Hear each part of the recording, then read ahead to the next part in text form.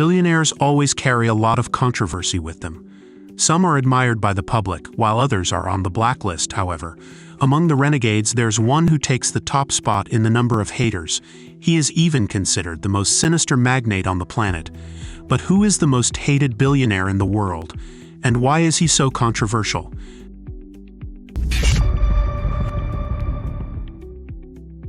Despite living in a democracy, not all power emanates from the people. A billionaire in modern times is the perfect representation that to be powerful, you don't need to be elected. Behind the scenes, magnates dictate the course of the world. This is not a conspiracy theory. During elections, we see candidates seeking the support of successful businessmen. Millionaires finance their worldview. Therefore, it's not uncommon for many wealthy individuals to heavily invest in shaping politicians aligned with what they envision for the world. They use money as a means to propagate their ideologies without running for office themselves.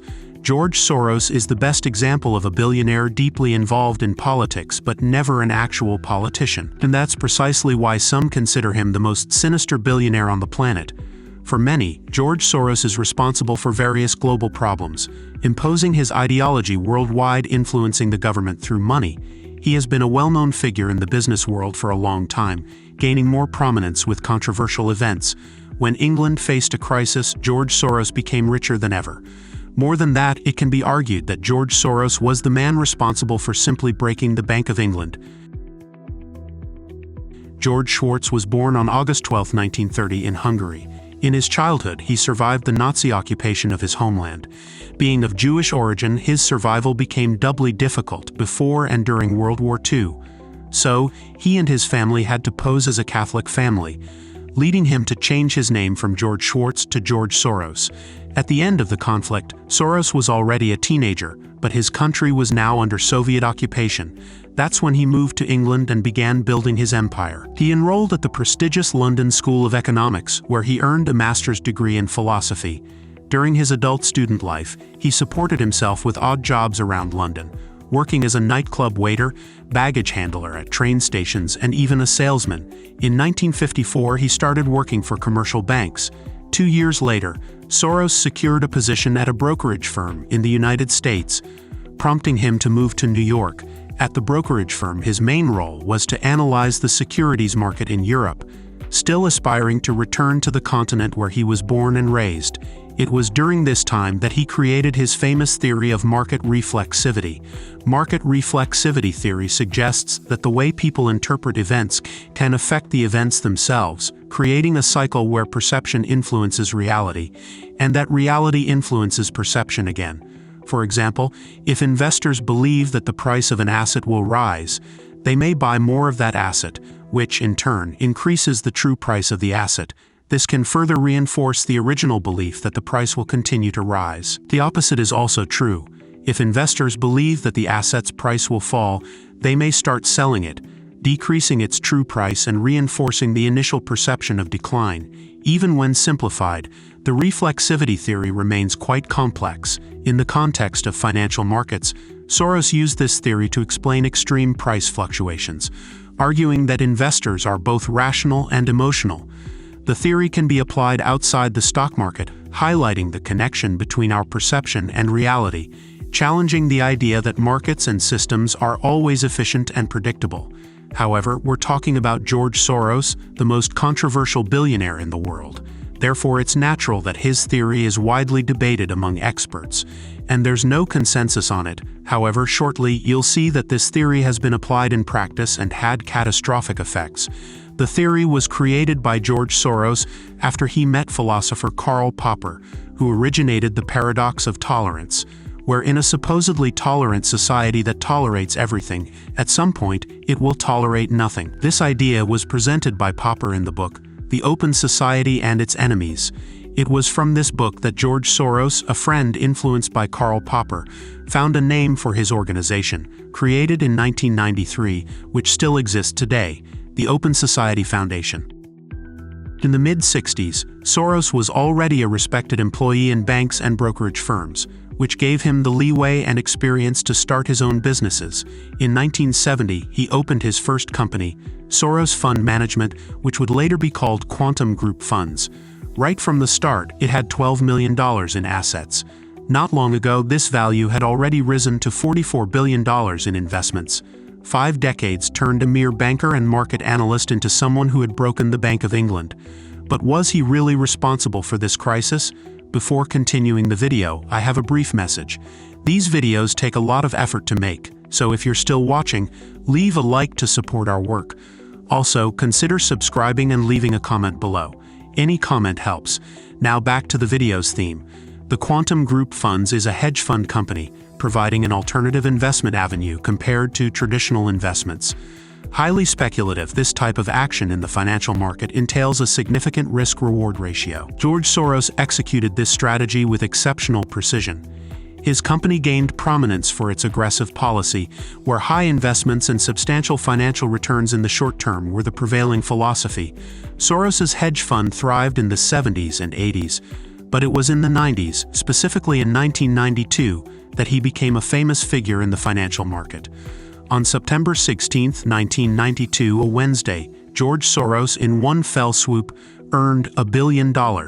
On that day, the United Kingdom was forced to withdraw its currency, the pound sterling, from the European exchange rate mechanism. This mechanism, a kind of precursor to the euro, aimed to control the exchange rates of various European currencies, reducing fluctuations and ensuring monetary stability on the continent. The UK had entered the mechanism in 1990 due to its faltering economy and high interest rates.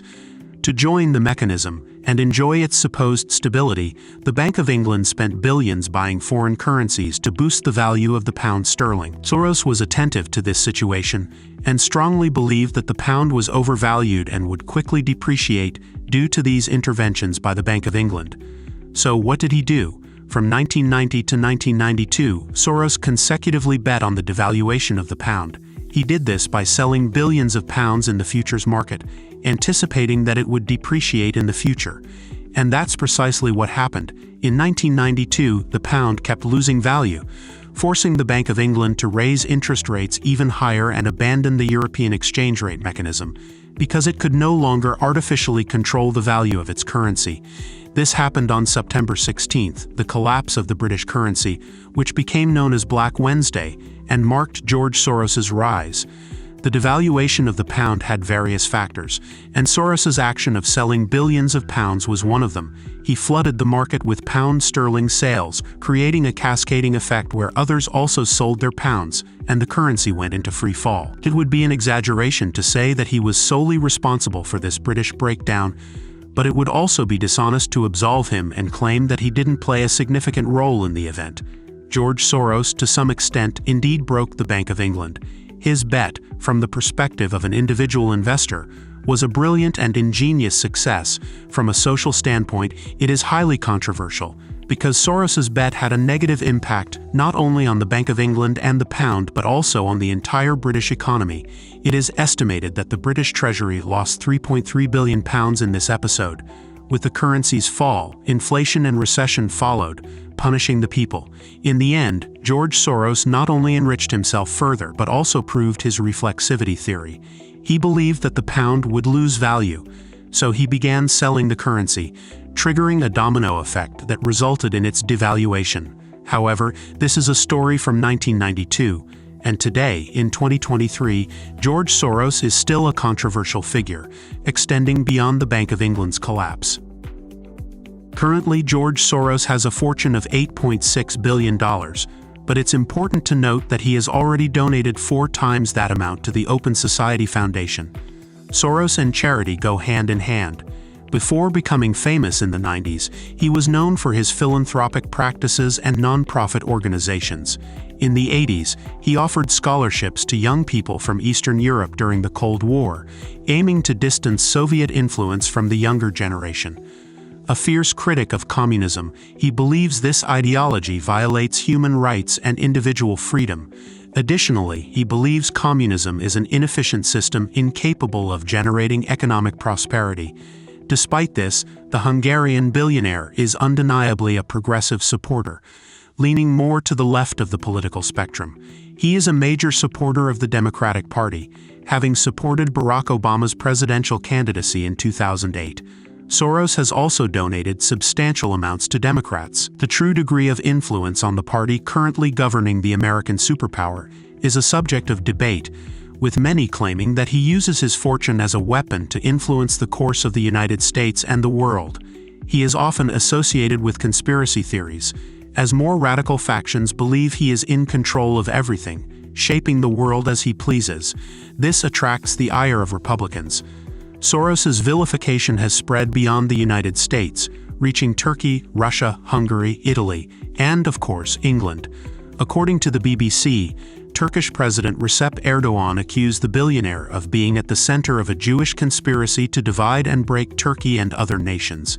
In Italy, Deputy Prime Minister Matteo Salvini accused Soros of wanting to fill the country with immigrants because he likes slaves. Soros is even attacked in his homeland, Hungary, where he has made significant investments. Nonetheless, Hungarian Prime Minister Viktor Orban claims that the billionaire has a secret plan to flood the country with immigrants and destroy the nation. The richest man in the world, Elon Musk, has even said that Soros hates humanity. On the other hand, for those who defend George Soros, the accusations that label him as a monster and someone who wants to manipulate the world are purely anti-Semitic propaganda because he is Jewish. George Soros's billionaire fortune is proportional to the controversies he is involved in. Some are simply fabricated, others entirely true and undeniable.